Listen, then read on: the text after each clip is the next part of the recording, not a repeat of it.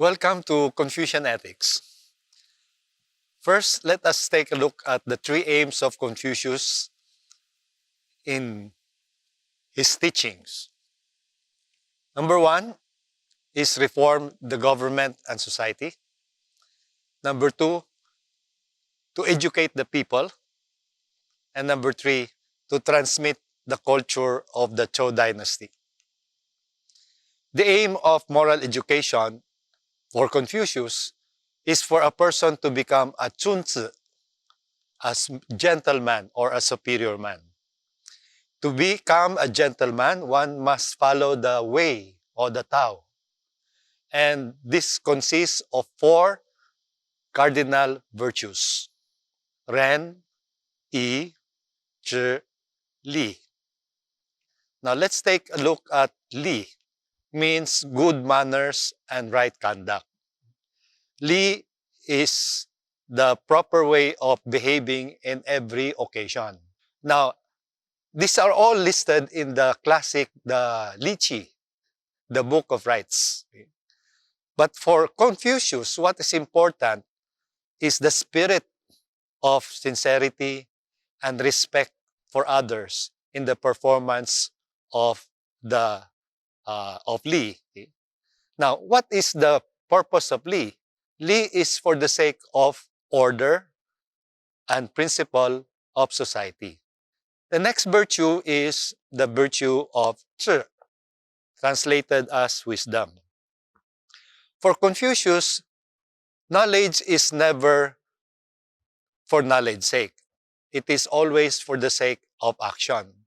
And here I quote the Neo-Confucian Wang Yangming, who says that knowledge is the beginning of action, and action is the completion of knowledge.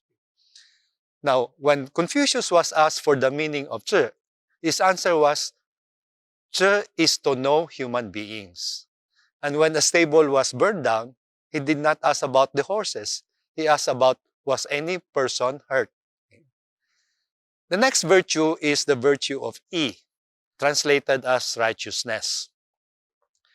Yi is doing what is right because it is right, not because of the reward or the fear of punishment. Now, this virtue is later emphasized by the disciple of Confucius, Mencius. It is an important virtue because it is the motive in acting. The most important virtue, of course, is the virtue of Ren. Before Kongzi, Ren was mentioned referring to the benevolence of a ruler. But it is Confucius who makes Ren a principal virtue. Now, there are various translations of this virtue. Sometimes it's translated as human-heartedness, benevolence, kindness, and because it is, or humanity, and because it is the most important virtue, it is also translated as the virtue. Now, if you look at the character of Ren, it's made up of two characters, the character in the left and the character in the right. The character in the left is also pronounced as Ren, okay? And it stands for human beings. The character to the right is meaning two. So if you put the two characters together, Ren is two human beings. So it refers to the virtue referring to interpersonal relationships. In other words, it can be translated in Filipino as pakikipagkapwa-tao o pakikipagkapwa-kalooban. But when Confucius was asked, is there any thread to all your teachings? No? And the answer of Confucius was, what do you think of me? I don't have any thread. No? Kumbaga sa Pilipino, paano kala mo sa akin? Sabog? No? Meron akong tema. Okay? I have a thread in all my teachings. And what is this thread? It's none other than chungshu. Okay? So when Confucius was asked for the meaning of Ren, his answer was, Ren is to love human beings. But this love begins in the family. It's rooted in filial piety and brotherly respect. Okay? But the love in the family must be extended outside to the family, to the community, and to the world. So filial piety is our solidarity with the whole of humanity in the aspect of time, because we are all children of our parents. And brotherly respect is our solidarity with the rest of humanity through the aspect of space, because my brother and I live under the same roof. But when Confucius was asked, for instance, by someone who has no brothers or sister, his answer was, well, if you don't have a brother or sister, then everybody is your brother, everybody is your sister. So now let's go back to the theme of Confucius' teachings. He said, there are two themes in my teaching, and that's Chung and Shu. So Chung and Shu are therefore two aspects of Ren. Now let's take a look at the character of Shu. The character Shu is made up of the character below, Sin, meaning heart. Okay? And the character above it is Ru, meaning us. So it's composed of the character above us and the character below heart. So it is really doing as your heart dictates. Okay? And this is the golden rule of Confucius. No? Do not do unto others what you would not want others to do unto you. Let me give some misinterpretations of the golden rule. One misinterpretation of the golden rule is to compare it with Christ's golden rule. Christ's golden rule is do unto others what you would like others to do unto you. Whereas Confucius' golden rule is do not do unto others what you do not want others to do unto you. So people would say positive Christ's golden rule. Confucius, negative golden rule. And so it's not golden, it's only silver. But that is a misinterpretation, because if we read the Analects, there are positive formulations of the golden rule. Like for instance, Confucius said, if you want to succeed, you must help others succeed. And if you're in a foreign country, you must act as if you were the host. So that is a positive formulation of the golden rule. Now, another misinterpretation of the golden rule is do unto others what others did to you. That's not golden rule anymore. That's iron golden rule, no? An eye for an eye, a tooth for a tooth, and so everybody goes blind and toothless. Another misinterpretation of the golden rule is do unto others before they do it to you. No? Lamangan na yan, hindi na golden rule. No? Okay, the other aspect of the golden rule is Chung. That also is made up of two characters. The character below it is heart, okay? And the character above it is Chung, meaning middle. So if you put together heart and middle, it means you must put your heart at the center of whatever you're doing. And so Chung is translated as conscientiousness,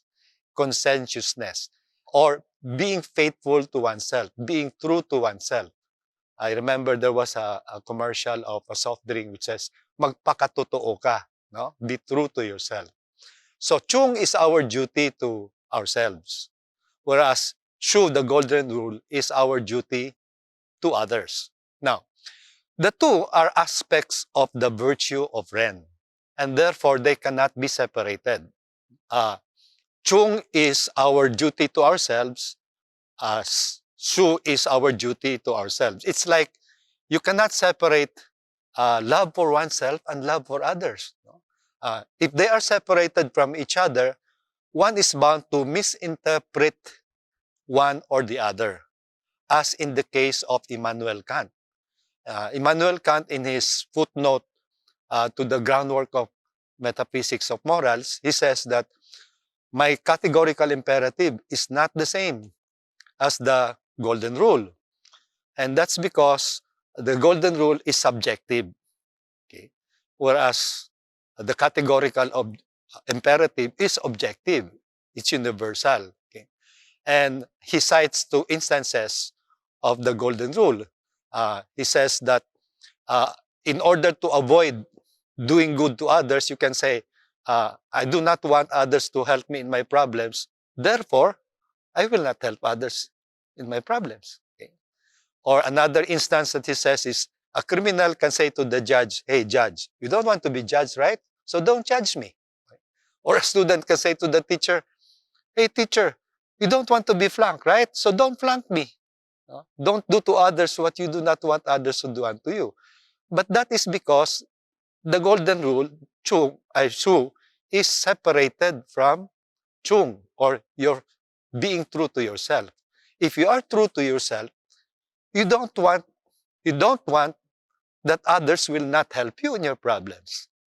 If you are being true to as a judge, you have to judge others. You have to judge the criminal. Now, what happens in that the golden rule uh, was taken by the next Confucian, the disciple of Confucius, namely Mencius. Okay? He emphasized the righteousness virtue of Confucius. No?